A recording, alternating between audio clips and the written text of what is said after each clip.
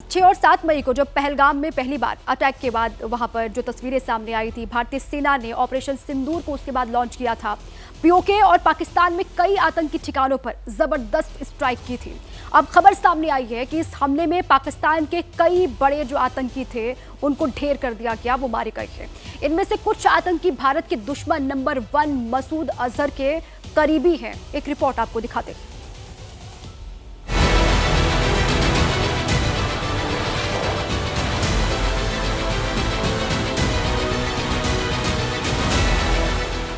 ABP news ने सबसे पहले आपको बताया था कि ऑपरेशन सिंदूर के तहत पहली स्ट्राइक में आतंकी मसूद अजहर के 14 परिवार वाले मारे गए थे। अब एबीपी न्यूज की खबर पर मुहर लग गई है। सरकार की तरफ से जानकारी दी गई थी कि ऑपरेशन सिंदूर में करीब 100 आतंकियों का अंत किया गया है। अब खबर ये सामने आई है कि इस स्ट्राइक में पाकिस्तान के 5 बड़े आतंकवादी मारे गए। इनमें से कुछ मौलाना मसूद अजहर के रिश्तेदार थे।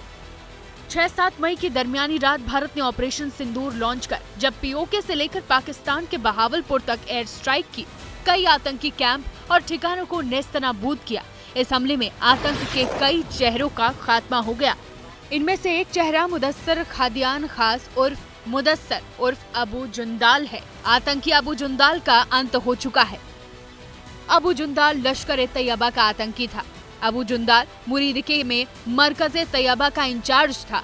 हैरानी की बात यह है कि इस आतंकी के नमाज-ए-जनाजा में पाकिस्तानी सेना और पुलिस के आला अधिकारी शामिल हुए। इसके जनाजे को गार्ड ऑफ ऑनर दिया गया। पाकिस्तानी आर्मी चीफ और पंजाब प्रांत की मुख्यमंत्री मरियम नवाज की तरफ से इसे श्रद्धांजलि दी गई। सोचिए, एक आतंकी के लिए पाकिस्तानी सेना और उसकी सरकार के दिलों में कितना सम्मान है। अबू जुंदाल के साथ हाफिज मोहम्मद जमील भी ढेर हो चुका है। हाफिज मोहम्मद जमील जैश ए मोहम्मद का आतंकी था। जैश ए मोहम्मद के सरगना मौलाना मसूद अजहर का रिश्तेदार था।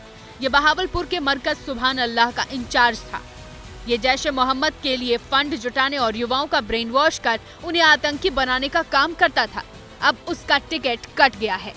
पाकिस्तान के चहेते आतंकियों की अब इतनी लाशें गिरेगी कि उसके पास उन्हें ढकने के लिए कफन कम पड़ जाएंगे। वो गिनती करना भूल जाएगा। भारत की स्ट्राइक में मोहम्मद यूसुफ अजहर का काम भी तमाम किया गया है। यूसुफ अजहर को उस्ताद जी मोहम्मद सलीम घोसी साहब के नाम से भी जाना जाता था। आतंकी मोहम्मद यूसुफ अजहर मौलाना मसूद अजहर का रिश्तेदार था। रिश्ते में वो मसूद अजहर का साला लगता था। जैश ए मोहम्मद में वो आतंकियों की ट्रेनिंग का काम संभालता था। यूसुफ अजहर का नाम कंधार हाईजैक में भी सामने आया था। इतना ही नहीं, जम्मू कश्मीर में हुई कई घटनाओं में भी इसका नाम बार बार सामने आता रहा है। पाकिस्तान के पालतू आतंकियों के दी एंड की लिस्ट काफी लंबी है। ये लिस्ट भारतीयों को सुकून देने वाली है। अगला नाम खालिद उर्फ अबू अकासा का है। ये जम्मू कश्मीर में कई आतंकी हमलों में शामिल था। अफगानिस्तान के रास्ते हथियारों की तस्करी का काम करता था। पाकिस्तान के फैसलाबाद में इसका जनाजा निकाला गया। इसमें भी पाकिस्तानी आर्मी के कई आला अफसर और फैसलाबाद के कमिश्नर शामिल हुए, क्योंकि पाकिस्तान को आतंकियों से काफी प्यार है। इसके अलावा आतंकी मोहम्मद हसन खान का भी खात्मा हो चुका है। ये जैश ए मोहम्मद का आतंकी था। पीओके में जैश के ऑपरेशनल कमांडर मुफ्ती असगर खान कश्मीरी का बेटा था। जम्मू कश्मीर में आतंकी हमलों की साजिश में अहम भूमिका निभाता था। अब भारतीय सेना ने इन सारे आतंकियों को फुर्सत दे दी है। सेना ने ऐसा प्रहार किया है कि इनका नामो निशान मिटा दिया है। तो जो भारतीय सेना की ओर से ऑपरेशन सिंदूर को लॉन्च किया गया, उसमें कई आतंकवादियों को जहन्नुम पहुंचा दिया गया। नीरज मेरे साथ लगातार बने हुए हैं, मेरे साथी नीरज, जिसका जिक्र भी अभी थोड़ी देर पहले हम कर रहे थे कि भारत की ओर से चुन चुन कर उन्हीं ठिकानों को नेस्तनाबूद कर दिया गया, तबाह कर दिया गया जहां पर आतंकवादी ठहरे हुए थे, उनके कैंप बने हुए थे, जहां से वो भारत के खिलाफ साजिश रच रहे थे। और इसीलिए भारत ने तो हमेशा से अपनी नीति को एकदम स्पष्ट किया है, साफ किया है कि हमारी दुश्मनी पाकिस्तान के आवाम से है ही नहीं। हमें दिक्कत वहां की आवाम से नहीं, बल्कि वहां पल रहे आतंकवादियों से, और उनको जब तक साफ नहीं करेंगे तब तक हिंदुस्तान को चैन नहीं पड़ेगा। बिल्कुल। देखिए, ये जो अभी हमने रिपोर्ट दिखाई है जिसमें जो मारे गए हैं आतंकी, वो IC 814 हाईजैकिंग से जुड़े हुए थे, जो हमारे देश पर एक बदनुमा दाग है कि किस तरह से हमने जो प्लेन हाईजैक हुआ था और उसके बदले में हमने जो आतंकियों को छोड़ा था, मसूद अजहर, वही मसूद अजहर जो जैश ए मोहम्मद जो कि भारत में आतंकवाद फैलाता है, पिछले 25-26 सालों से, तो वो है उससे जुड़े हुए जो आतंकी थे उनको हमने ढेर किया। 26/11 हमले के जो आरोपी अबू जिंदाल जिसका नाम है, वो भी उसके बारे में भी कहा गया था उस दौरान भी कि वो जुड़ा हुआ था 26/11 अटैक से जुड़ा हुआ था। तो उनको इस बार जब हमने ढेर किया है, वो मुरीद के में जो लश्कर तैयबा का हेडक्वार्टर है, जैश ए मोहम्मद का भावलपुर में किया, सियालकोट में हमने किया, तो उन सब के बाद अब ऐसा लगता है कि पाकिस्तान को थोड़ा सा अकल आएगी उसको, और अगर उसने फिर से कोशिश की इसी तरह से आतंकियों के पनाहगाह बनाने के लिए, पालना पोसने के लिए, तो वो कोई गुरेज उसमें दो राय नहीं होनी चाहिए कि भारत फिर से जो है पाकिस्तान के ऊपर इस तरह की कार्रवाई कर सकता है, क्योंकि भारत ने साफ कर दिया है कि इस बार अगर कोई आतंकी घटना हुई भारत में तो फिर उसे एक्ट ऑफ वॉर यानी कि युद्ध माना जाएगा, युद्ध छेड़ दिया जाएगा, जंग छेड़ दी जाएगी पाकिस्तान के खिलाफ। बिल्कुल, और इस बार उसको बिल्कुल भी बख्शा नहीं जाएगा। बार बार वो अपनी झूठी तकरीरों से बच जाता है पाकिस्तान, लेकिन इस बार अगर एक भी हिमाकत की तो उसको छोड़ा नहीं जाएगा।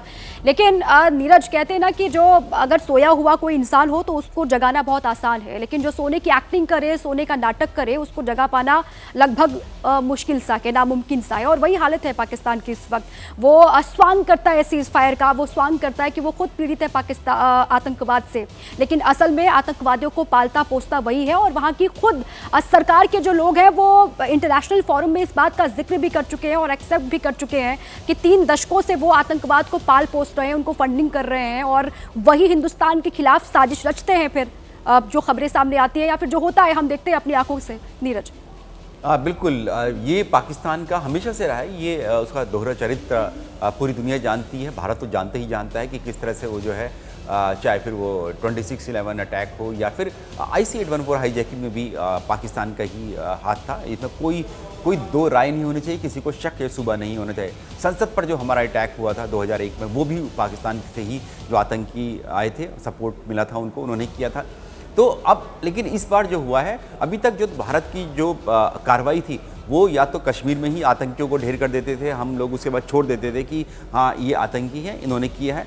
हम कभी भी उधर दूसरी तरफ नहीं गए, सीमा पार नहीं गए। अगर गए भी तो सिर्फ POK में सर्जिकल स्ट्राइक हमने 2016 में 16 में जरूर की थी, जब बालाकोट एयर स्ट्राइक की थी। लेकिन इस बार हमने जो है पाकिस्तान के अंदर घुसकर जो है हमने कार्रवाई की है। हमने जो पाकिस्तानी सेना का जो हेडक्वार्टर है रावलपिंडी में, इस्लामाबाद से सटा हुआ जो शहर है रावलपिंडी, हमने वहाँ जाकर अटैक किया। हमने उनके जो बड़े बड़े जो उनका एयर बेस है रावलपिंडी में, उसको हमने तबाह किया। हमने सिंध प्रांत में जाकर किया।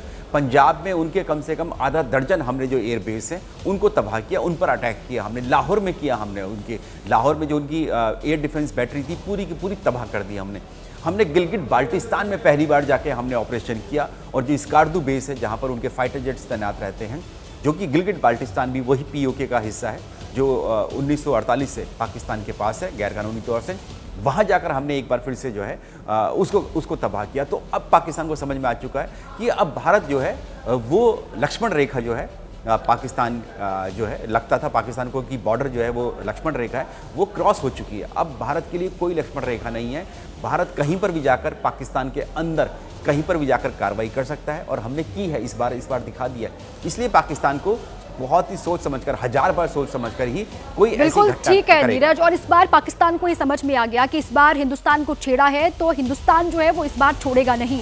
इसी बीच एक और बड़ी खबर है, पाकिस्तान की ओर से सीज फायर के उल्लंघन के बाद जम्मू कश्मीर, राजस्थान, गुजरात और पंजाब के कई शहरों में पाकिस्तान के ड्रोन दिखाई पड़े और उन्हें भारत के एयर डिफेंस ने मार गिराया, खदेड़ दिया। एहतियातन शहरों में पूरी रात ब्लैकआउट रहा। और इस वक्त का बड़ा अपडेट जो आ रहा है वो पंजाब से है। अमृतसर और पठानकोट में ब्लैकआउट खत्म हो गया है सुबह होने के साथ ही। अमृतसर में सुबह 5:24 पर ब्लैकआउट को खत्म कर दिया गया और ब्लैकआउट अमृतसर में खत्म हो गया है, ये जानकारी सामने आ रही है। पठानकोट में भी ब्लैकआउट को खत्म कर दिया गया। रेड अलर्ट वहां पर जारी है, लोग अभी भी घरों के अंदर ही रहें, ये प्रशासन की ओर से वहां पर जो एडवाइजरी है, एक तरीके से जो आदेश जारी किया गया है उसी को लोगों को फॉलो करना होगा। अमृतसर प्रशासन, पठानकोट में सुबह अमृतसर प्रशासन की ओर से जो गाइडलाइंस है उसके बारे में ये जानकारी कि लोग अभी भी एहतियात बरतें, और पठानकोट में सुबह 6:30 बजे ब्लैकआउट खत्म हो गया, ये जानकारी सामने आ रही है। लेकिन अभी भी एहतियात बरतने होंगे नीरज, जिसका जिक्र हम कर रहे थे कि प्रशासन ने ब्लैकआउट वहाँ पर सुबह होने के साथ ही खत्म कर दिया है, लेकिन जो रेड अलर्ट है या फिर जो एहतियात है यहाँ के लोगों को वो बरतने होंगे।